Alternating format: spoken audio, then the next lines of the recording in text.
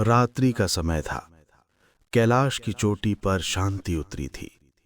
चारों ओर केवल हिमालय की निश्चलता और ब्रह्मांड की अनंत ध्वनि, ओंकार की गूंज। उसी दिव्य क्षण में एक साधक ने महादेव के चरणों में प्रणाम किया। उसने पूछा, भोलेनाथ, मैं अच्छा करता हूं फिर भी जीवन में कष्ट ही कष्ट आते हैं, क्यों? महादेव ने नेत्र खोले। उनकी दृष्टि शून्य को चीरती ही साधक के भीतर तक उतर गई। महादेव बोले, बच्चे, कर्म तुरंत नहीं बोलता, कर्म प्रतीक्षा करता है, सही समय, सही अवस्था और सही चेतना की। साधक चकित था। महादेव आगे बोले, कर्म का फल देर से मिलने का पहला कारण आत्मा को तैयार होना पड़ता है। जब तुम अच्छे कर्म करते हो तो पहले तुम्हारी आत्मा बदलती है, फिर तुम्हारी दुनिया बदलती है। आत्मा का परिवर्तन धीरे होता है, गहराई में होता है और मौन में होता है। साधक बोला, भोलेनाथ, क्या कर्म बिना फल के रह सकता है? महादेव मुस्कुराए, नहीं बच्चे, शिव का न्याय मौन है पर कभी अधूरा नहीं। उन्होंने हिमालय की ओर संकेत किया, देखो इस ऊंचाई को, ये एक दिन में नहीं बनी, हजारों वर्षों की तपस्या से ये पर्वत उठे हैं। उसी तरह अच्छे कर्मों का फल भी समय लेता है, पर जब आता है तो जीवन को पर्वत की तरह स्थिर बना देता है। क्यों बुरे लोग सुखी दिखते हैं? साधक ने दूसरा प्रश्न पूछा। भोले, दुनिया में कई बार अधर्मी लोग सुखी दिखते हैं और धर्मी वाले संघर्षों में डूबे रहते हैं, ऐसा क्यों? महादेव शांत स्वर में बोले, अधर्मी लोग अपने पुराने पुण्य भोग रहे होते हैं और धर्मी लोग अपने पुराने पाप चुका रहे होते हैं। साधक हैरान, तो फिर आज के कर्म का क्या? महादेव बोले, आज का दिया हुआ पुण्य भविष्य बनाता है और आज का किया गया अधर्म भविष्य को जला देता है। अच्छे कर्म बड़े होते हैं, इसलिए देर से फल देते हैं। महादेव ने हिम में पड़ी एक छोटी बीज को उठाया। बच्चे, ये बीज आज बोया जाए तो आज फल नहीं देगा। इसे अंधकार चाहिए, पानी चाहिए, धूप चाहिए, तभी ये वृक्ष बनेगा। अच्छा कर्म भी बीज है और वृक्ष बनने में समय लगता है। साधक शांत होकर सुन रहा था। अच्छे लोगों का जीवन कठिन क्यों होता है? महादेव बोले, अच्छे लोगों के जीवन में संघर्ष इसलिए आते हैं क्योंकि उन्हें शिव चुनते हैं। कैसे चुनते हैं प्रभु? महादेव बोले, जब लोहे को तलवार बनना होता है तो आग भी सहनी पड़ती है, हथौड़े के प्रहार भी और तपस्या भी। तुम्हारे कष्ट दंड नहीं, तुम्हारे कष्ट तुम्हारी घड़ाई हैं। साधक की आंखें नम हो गईं। महादेव बोले, बच्चे, जिसे शिव निखार रहे हों उसे दुनिया कभी नहीं समझ पाती। कर्म का न्याय कैसे होता है? साधक ने पूछा, प्रभु, क्या भगवान तुरंत दंड नहीं देते?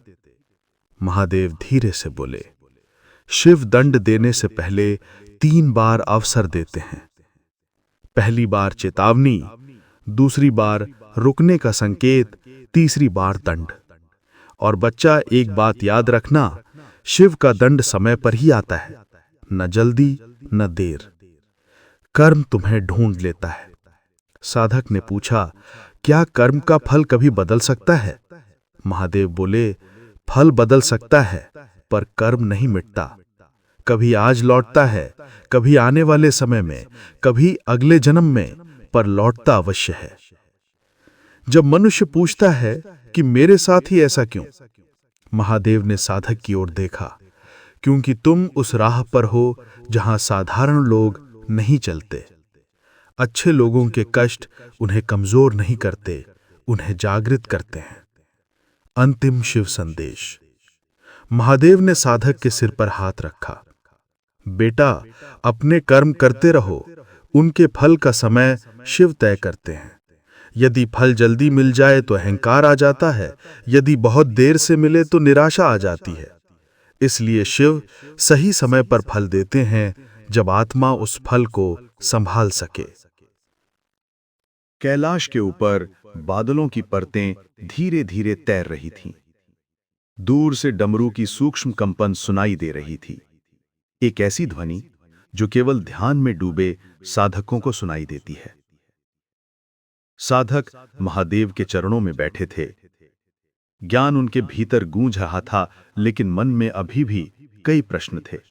उन्होंने धीरे से पूछा, भोलेनाथ, यदि हर कर्म लौटता ही है, तो क्या मनुष्य अपने दुख बदल नहीं सकता? महादेव ने हिमालय की शीत श्वास की तरह शांत स्वर में उत्तर दिया, दुख बदल सकते हो, पर कर्म नहीं मिटा सकते। महादेव बोले, बच्चे, कर्म मिटता नहीं, पर उसका प्रभाव बदल सकता है। साधक आश्चर्य में, कैसे प्रभु? महादेव बोले, ज्ञान से, क्षमा से, भक्ति से और सत्य से।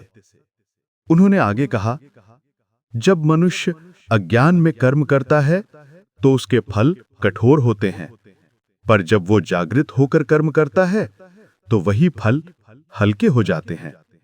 साधक बोला, तो क्या जागरूकता कर्म का तेज कम कर देती है? महादेव मुस्कुराए, तेज नहीं बच्चे, दर्द कम कर देती है। दुख इसलिए आते हैं क्योंकि आत्मा को सीखना होता है। महादेव बोले, कोई भी दुख तुम्हें तोड़ने नहीं आता, वो तुम्हें जगाने आता है। साधक ने पूछा, हमें जगाने क्यों प्रभु? क्योंकि मनुष्य सो जाता है, अहंकार में, भ्रम में और मोह में। दुख एक थपकी है बच्चे, जो कहती है, जागो, तुम मार्ग से भटक रहे हो। महादेव का स्वर गंभीर हुआ, जब मनुष्य आगे नहीं बढ़ता, जीवन उसे कठिनाई देकर आगे बढ़ाता है। दूसरों को दुख देने का फल सबसे पहले क्यों लौटाता है? साधक ने पूछा, प्रभु, क्यों अगर हम किसी को चोट पहुंचाएं तो उसका फल जल्दी लौटाता है? महादेव बोले, क्योंकि किसी को चोट देना सीधे ईश्वर के नियम को चुनौती देना है। जब तुम किसी जीव को दुख देते हो तो तुम प्रकृति की ऊर्जा प्रवाह को बाधित करते हो और प्रकृति तुरंत उसकी भरपाई मांगती है। साधक ने पूछा, तो क्या मनुष्य अपने कर्म से बच नहीं सकता? महादेव ने गंभीर स्वर में कहा, केवल एक ही स्थान है जहां मनुष्य कर्म से बच सकता है, शिव के चरणों में। भक्ति और समर्पण कर्म की दिशा बदल देते हैं, दंड को शिक्षा बना देते हैं।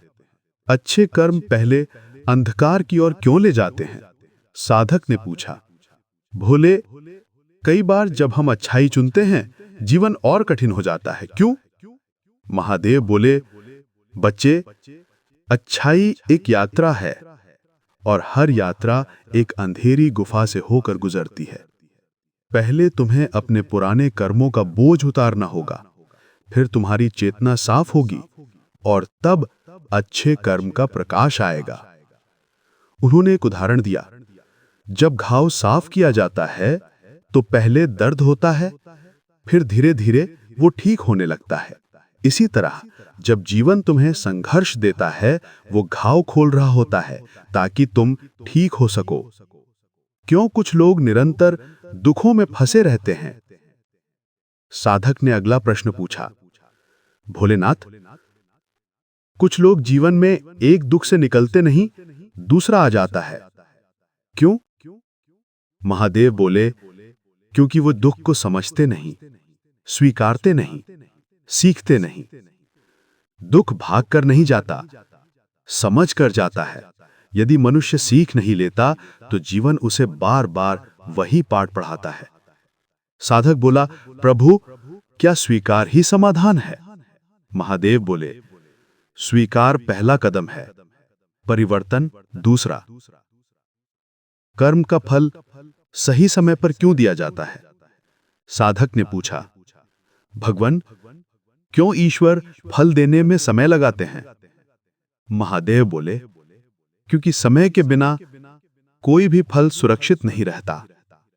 अगर तुम बच्चे को समय से पहले तलवार दे दो तो वो स्वयं को भी चोट पहुंचाएगा और दूसरों को भी। उसके योग्य होने तक प्रतीक्षा करनी पड़ती है। उन्होंने आगे कहा, तुम्हें फल तभी मिलेगा जब तुम उस फल को संभालने के लायक बनोगे। यही शिव का न्याय है। शिव के अनुसार कर्म का अंतिम रहस्य। साधक ने आखिरी प्रश्न किया, भोलेनाथ, क्या मनुष्य अपने भविष्य को बदल सकता है? महादेव बोले, भविष्य बदलता है जब दृष्टि बदलती है, और दृष्टि बदलती है जब मनुष्य सत्य को स्वीकारता है और कर्म को समझता है। फिर उन्होंने अंतिम रहस्य बताया, कर्म का फल देर से मिलता है ताकि मनुष्य समझ सके कि कर्म का मूल्य फल में नहीं, कर्म में ही है। साधक नतमस्तक हो गया। उसके भीतर एक नई ज्योति प्रज्वलित हो चुकी थी, समझ की, शांति की और समर्पण की। कैलाश पर रात्रि और भी शांत हो चुकी थी। आकाश में तारे शिव की जटाओं की तरह चमक रहे थे। साधक महादेव के सामने बैठा था। अब उसके प्रश्न समाप्त हो चुके थे, पर उसके भीतर एक अंतिम जिज्ञासा अभी भी जल रही थी।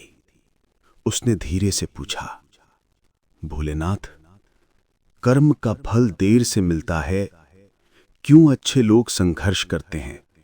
इसका कारण आपने बता दिया, पर प्रभु, एक बात अभी भी समझ नहीं आती। यदि सब कुछ कर्म से तय है, तो फिर भगवान की भूमिका क्या है? आप कहां हैं इस व्यवस्था में? महादेव ने आंखें बंद की। कुछ क्षणों तक संपूर्ण कैलाश मौन रहा। फिर उन्होंने आकाश की ओर देखा, मानो ब्रह्मांड से कुछ उजागर कर रहे हों। मनुष्य कर्म करता है और शिव समय तय करते हैं। महादेव बोले, बच्चे, कर्म तुम्हारा है, पर उसका समय मेरा है। मनुष्य बीज बोता है, पर वर्षा, ऋतु और उपज शिव की इच्छा से होती है। तुम कर्म कर सकते हो, पर फल का क्षण ब्रह्मांड की लय से बंधा होता है। फल देर से इसलिए मिलता है ताकि अहंकार खत्म हो। साधक ने पूछा, अहंकार कैसे प्रभु? महादेव बोले, यदि हर बार अच्छा करने पर तुरंत फल मिल जाए तो मनुष्य चतुर बन जाएगा, सच्चा नहीं।